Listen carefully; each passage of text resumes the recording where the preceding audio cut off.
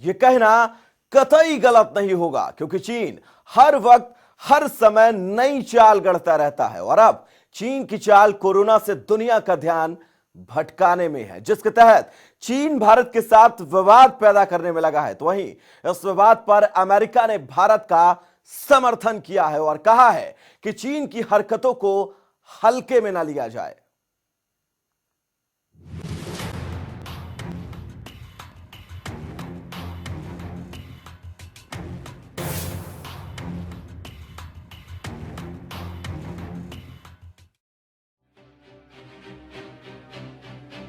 Corona महामारी फैलाने के आरोप को झेल रहा चीन अब दुनिया का ध्यान भटकाने में लगा है। चीन एक बार फिर से भारत के साथ सीमा विवाद पैदा करने में लगा है। वहीं सीमा विवाद में अमेरिका ने भारत को अपना समर्थन दिया है। अमेरिका ने कहा है कि भारत चीन सीमा पर तनाव एक चेतावनी है।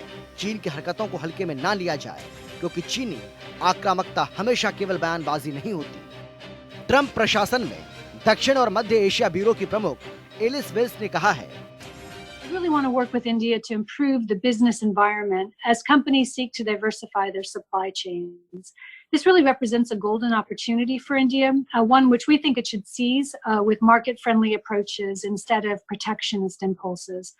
I was disappointed by our inability to reach a trade deal earlier this year. I mean, the importance of such a deal has only increased as the Indian economy faces additional headwinds. And I know my colleagues at USTR continue to work toward that goal with their Indian counterparts.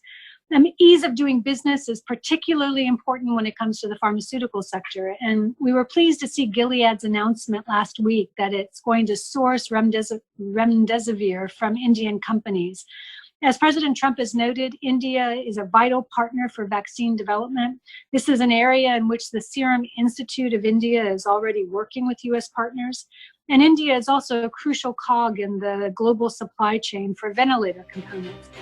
Alice Wells ने एक online briefing कार्यक्रम के दौरान भारत चीन सीमा विवाद पर एक सवाल के जवाब में ये बात कही। दरअसल चीनी सैनिकों ने पेंगोंग झील के आसपास के क्षेत्रों में बीते कुछ दिनों से अपनी मौजूदगी बढ़ाई।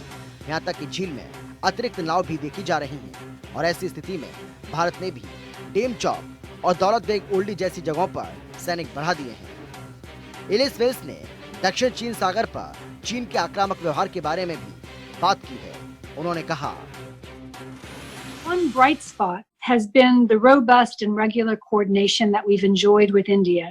Secretary Pompeo and Deputy Began are utilizing the Quad Plus mechanism to coordinate COVID responses. And so in addition to Quad members, these calls have involved South Korea, New Zealand, Vietnam, as well as Brazil and Israel. And they've covered a wide range of issues, sharing of best health practices, supply chain resiliency, and diplomatic coordination. चीन दक्षिण चीन सागर और पूर्वी चीन सागर दोनों क्षेत्रीय विवादों में लिप्त है। बीजिंग ने कई द्वीपों का निर्माण और सैन्यीकरण किया है।